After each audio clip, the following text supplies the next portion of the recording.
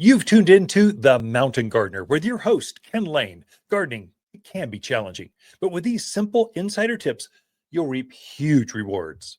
Now, let's tune into today's Mountain Gardener with Ken and Lisa. So I started the show before Lisa came on with what I'm doing to fertilize and increase new growth, to shape things up, fertilize them, and stressed out plants, we gave them some humic. Okay, that's good. So I've done that. I've done that entire thing. It's done for the summer season. I won't do that again until Halloween, until the fall season. That's the most important feeding of the entire year. Fall is you do the same thing. But for now, in addition, though, because things are blooming so much right now, I mean, some of them are just almost, I mean, they're throwing flowers off and putting new flowers on. There's just this rotation. This is the growing season. So in addition to it's kind of we're going deeper into plant foods or plant nutrients now. Here, course a lesson, gardening fertilizers 301 is where we're at. In addition to my blooming plants, I'll give them a handful of super phosphate. Now, a quick lesson: nitrogen, phosphorus, potash. That first number, nitrogen, that causes green growth. So if you've got privacy screens, you want them thick and full, nitrogen. The middle number, phosphorus, forms roots and blooms. So if you want more roots, you want more blooms, you want more fruit, give it that middle number. So superphosphate is 0, 18, 0. It's completely 100% phosphate. So phosphorus. So if you want more flowers on those roses, Russian sage, on my summer blooming jasmines, on my perennial flowers, on my anything you want more flowers on. I like my autumn sages. They're so spectacular right now, and they're just getting started. It takes a lot of energy to force that kind of flower rotation on those. If you don't give it some more phosphorus, they can use up all the phosphorus in the ground, and they can be left wanting. And so they stop blooming. They're just nice green plants, but they don't flower. Well, the reason I put a flowering plant in is for the blooms. And it's offensive if you stop blooming. You're at risk of being ripped out of my yard if you don't bloom. And so I kind of cheat. I kind of coach them. I kind of guide them to bloom more. And superphosphate. Now, here's the problem. You research that online, and so many gardeners trying to make this stuff complicated. This is not hard. This is super easy. I'm putting a regular plant food on because I want a balanced food. Steak and potatoes. That's that 744 all-purpose plant food. That's the main thing I do.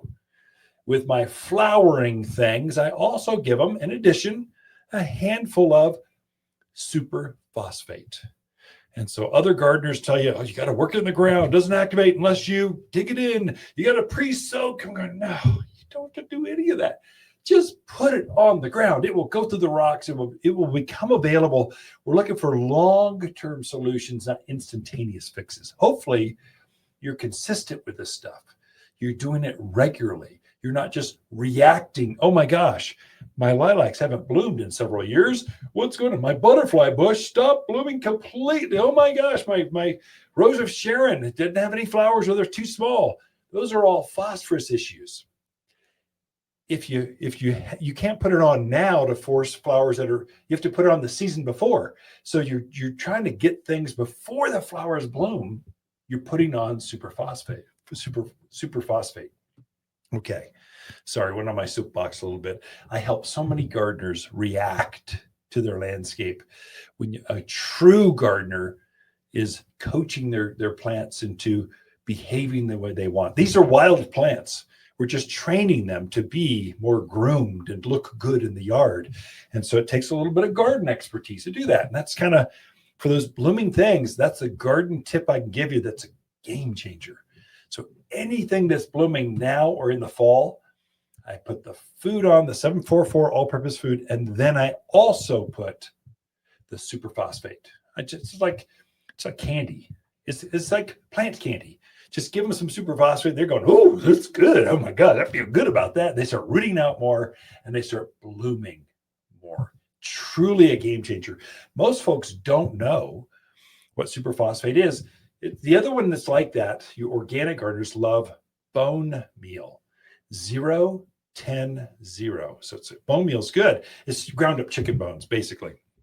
The problem with bone is if you want it to activate like now, available to the plant now, it's a bone. It just takes a long time for it to break down. You literally have to put bone meal on now to be available for next year, whereas superphosphate is available now. As soon as water hits it, a little phosphorus is released. When you irrigate, a little bit more. When you get rain, a little bit more. And so it just becomes available to the plant much faster, especially things in the yard, the big plants that bloom, the great big smoke bushes, you've got great big century plants or agaves. You want more red yuccas coming out. Fertilize those things with superphosphate and you'll get even more flower. Bone meal is more for, I'm planting a tomato, put some bone underneath it, the roots go through it, pick it up. So you're doing it in the ground or a season ahead. Okay, I went way too deep on this file. Sorry about that, folks.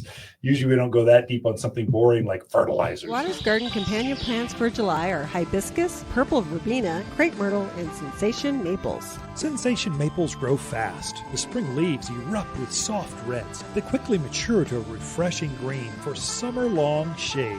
Autumn, it unleashes a brilliant display of red leaves. Where this maple really shines is in the areas with challenging garden soils. The picture-perfect tree to line driveways or shade a patio. You'll only find Sensation maples here at Waters Garden Center in Prescott. For a more fruitful garden, increased success in the landscape that just feels better, then tune in daily to the Mountain Gardener podcast. Subscribe through your favorite podcast streamer or visit watersgardencenter.com.